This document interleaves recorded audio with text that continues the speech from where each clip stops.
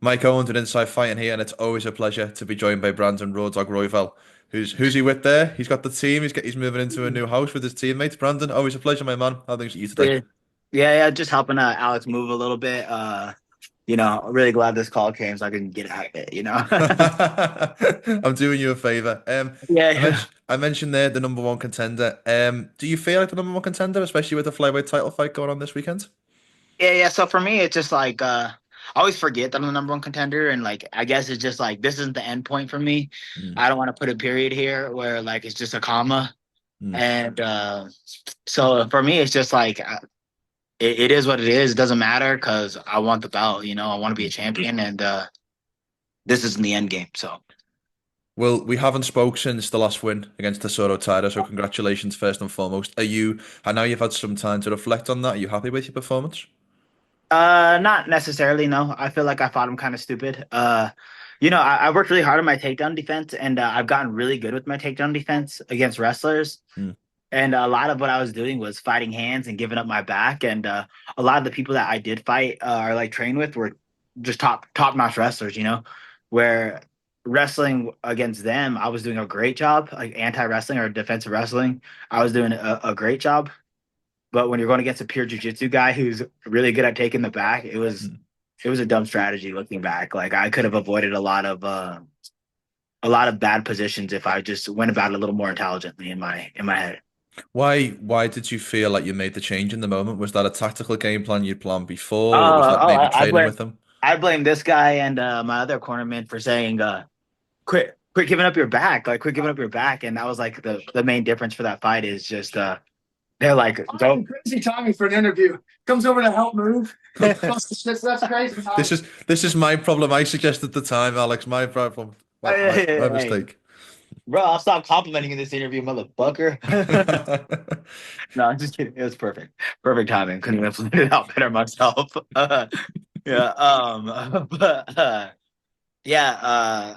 What was I gonna say? Shit, where were we off with that? I'm sorry. Uh, We were talking about you giving up the back, and that you said that was part of oh Alex's yeah, game plan. yeah. And they were just telling me, quit doing that shit. Fucking go play guard.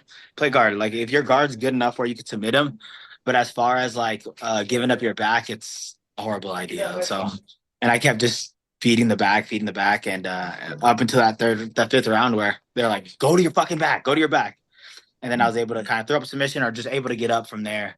Really made the biggest difference in the fight. Respectfully, though, I feel like that fifth round is like the encapsulation of Brandon Royval in his career. Like for you to be two, to have had a lot of success, but to also have had some rounds not go your way, and then to pull that out the fire in the last round and kind of, raw dog to show the dog in you, for lack of a better phrase. Like that sums up you in the way that you fight in many ways. Yeah, it just sums up my life, man. I feel like I don't ever get shit right. I've never been the dude that's gonna have a pretty record. I've never been the dude that's gonna get shit right. I've never been that kind of person in my whole entire life. I'm just, I'm a trial and error kind of person, learn the hard way kind of person, and I definitely was learning the hard way during that fight, and I'm glad that I could just persevere through. I didn't really know what was going on. Like you I always lose track in fights. I'm a super big pessimist. No matter what happens, I always think I lose a round. Mm. So I went back into the after the fourth round, and my cornerman looked me in the eye and he goes, "Hey, you know the situation, right?" And I was like, "Yeah, yeah, I know the situation." He goes, "Wait, no, no, no, it's 2-2. Like it's 2-2. You have to win this round." But like in my head, I was like, I was down four and I had to knock him out, Mm. and that's all I could think about too. It was like I was down four, I got to knock him out.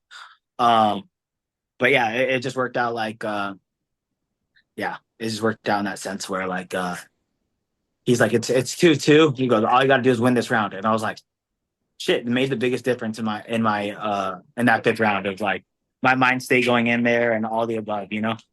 UFC 310 is this weekend. Alexandre Pantoja faces Kai Asakura for the UFC flyweight title, and you can get even closer to the action with our partners at DraftKings.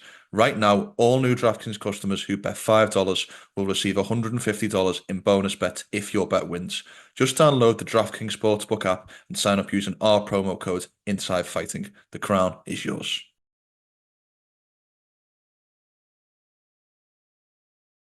And then fast forward a couple of weeks. So obviously you're the number one contender, and then the next big fight in the division is obviously Brandon Moreno versus Amir Albazi in Edmonton, I believe.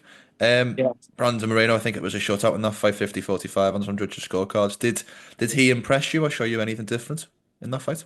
I mean, I think he just kind of did what he does, you know. I think he did a good boxing game. I think he moved forward pretty well. I mean, I thought he was kind of facing a dead body, but you know, that's just my opinion. I'm not taking anything away from him. He looked good Mm, until it did, but I think Amir Albazi that first round threw 4 punches the whole entire round, four mm, punches. The second round 9, and but that would never be me. You know what I'm saying? Like, um, especially like vice versa too. I think he went for 2 takedowns that whole entire fight of just like. I think Brandon Moreno looked good, but at the same time, I think he was going against a dead body in there, a guy that did absolutely nothing. And I don't know if it's that surgery, I don't know if it's just the mind state or if the big opportunity, but I wasn't impressed. I was impressed by Moreno. I wasn't impressed by anything Amir Albazi did. Like it's not like he did anything offensively at all. Can I ask you, because when I hear about the rhetoric about your fight with Brandon back in February, a lot of the rhetoric I hear or the narrative is Brandon looked off, but Moreno looked off rather than Royval looked on. Do you feel like you get the credit for doing what you did and beating Brandon Moreno in the way that you did, especially in Mexico City?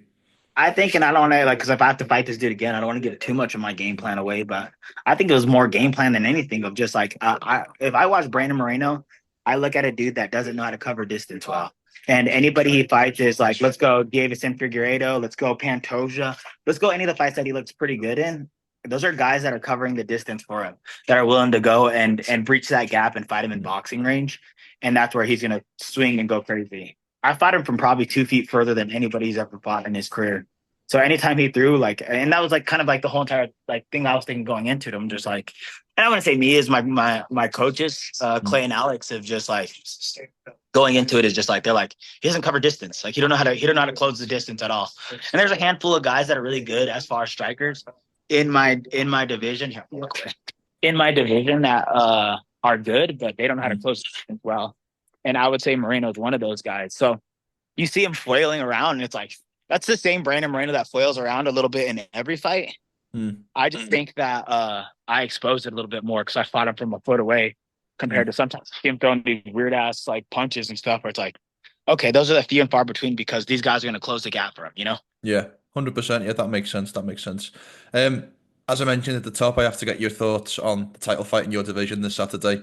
Alexandre Pantoja, a former opponent of yours, facing UFC newcomer Kai Asakura. Just first and foremost, will you be there as the number one contender? You know, Oh yeah, yeah. I'm going to leave. I think tomorrow. good stuff. Good stuff. And how do you feel about the fight? Give me a breakdown how you see this one going. It's going to be a shutout one way or another, in my opinion. I think Asakura could finish him for sure. I think Pantoja is one of those dudes that's like he's a risk it all, bro. His game plans can't last Mm, forever. What he does, there's no way this could last much longer, you know? He's gonna get caught, he's gonna get clipped. Kaskar is definitely a guy that could do it.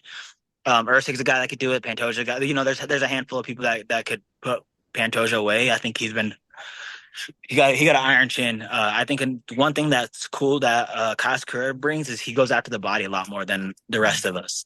So not only like I was kneeing him in the face, Pantoja ate that. I mm, didn't think knee him in the body one time. So that could be a big game changer.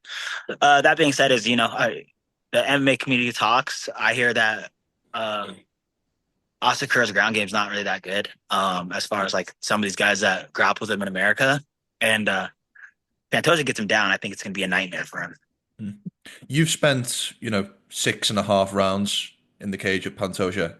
What do you get from your perspective? What does he do? Sorry, yeah, what does he do well? Like past the actual skills that we see, what having spent time in the cage with him, give me his biggest strengths. So I think one of his biggest strengths is being strong. I think he's the strongest guy in the division. I think Mm, I didn't know how strong he was going into it. That second time, I feel like he gained a lot more strength mm, between the first time and the second time. I'm like, that guy's gotten a lot stronger. But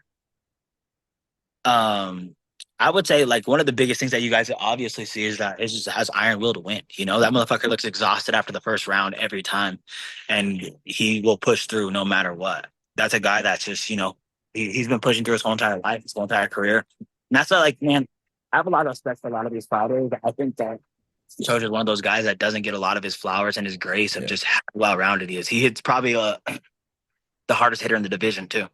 This is like things that you guys don't see. Is like I've been hit by that guy. That guy hits hard as fuck. He's one of the strongest grapplers, and not only is he a skilled grappler, he's the strongest, one of the strongest guys that I've ever grappled with. Just in general, like I grappled with 55 or 70. You know what I'm saying? Like that full strong.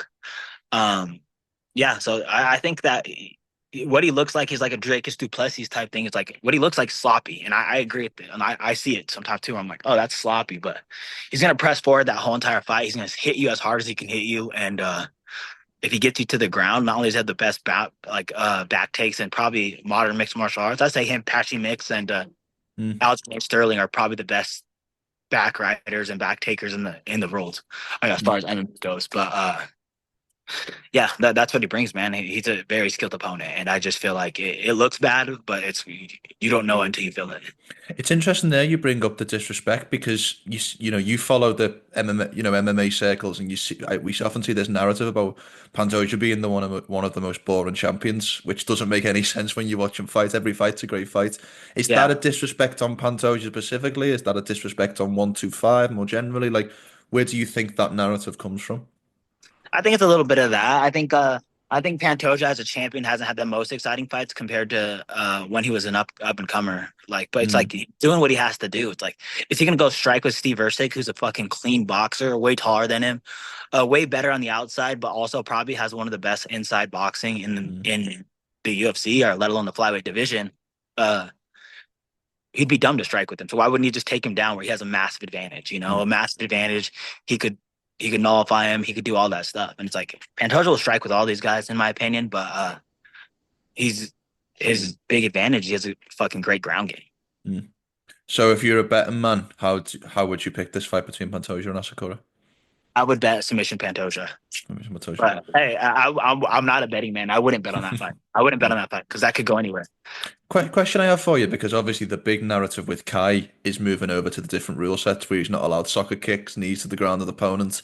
When you're in the heat of battle, when everything goes a little bit crazy, can you like make that switch and not pull that shot, or do you think that could instinctively just come out of him? No. I feel like I've kneed people and kicked people on the ground. Like I've tried it, at least. You know, when I dropped Carl France, thank God it hit him in the fucking chest, but I tried to knee him in the face. Like I think instinct's instinct, you know, and I've never faced a rule that it's like you can't kick people or like that was never part of my rules in America. It's just part of me like growing up, you know, that's how I fought when I was younger. It's like I dropped him, I was kicking, you know. I don't know. I just don't think you can avoid killer instinct sometimes. And I mean, I'm sure he's gonna try, but a killer's a killer. That's just good. I love it. Turn the conversation back to you for a couple more. I know you've got to go. I don't want to take up too much of yourself or Alex's moving time. Fighter of the year. The plaudits will probably go to Alex Pereira and Ilia Topuria, but every single year I like to do a list of like alternate fighters of the year. So maybe the guys who haven't won or defended titles, but who've had excellent years. And I think Charles Johnson is a great one, but I was going to say Joaquin Buckley is another good one if he can get past Colby Covington. Joaquin Buckley's a great one. And yeah, I didn't even think about that. Charles Johnson, Joaquin Buckley, I think they come from the same gym too, which is an amazing year for them. But I would say those two, man, are just like doing low-key work, man. I think Charles Johnson probably fought more quick turnaround fights that are like quick short notice fights than anybody. He fought the Joshua Ban on a week notice, knocked him out the third round. Like that's an up and comer. I don't know. I would say those two are my standouts right now. The reason why I bring it up is I would put you on my list to go and defeat Brandon Moreno on short notice in Mexico City, and then to go and turn back an undefeated prospect in Tatsuro Taira. Do you feel like you've had has it been a great 2024 for you in terms of your career in your mind? It's been a great 2024. I took that fight on a month notice the first month of the year, and it's like I thought I was gonna fight a bunch of times. So I mean, it's disappointing compared to what it is, but I'm back in a title shot, so that's always nice. Damn, these fools are putting in work. But yeah, so that's nice, but yeah, it's a little disappointing to me. But 2025, the goal is obviously to become champion. Yep, the goal is to become champion. Good. I love it. I love it. Brandon, it's always a pleasure, my man. Thank you so much for your time. Tell Alex thank you for letting you do this interview because I know he's got you hard at work. Appreciate the time and we'll talk soon. Alex, don't control me, but no, I appreciate you too, brother. Have a good day.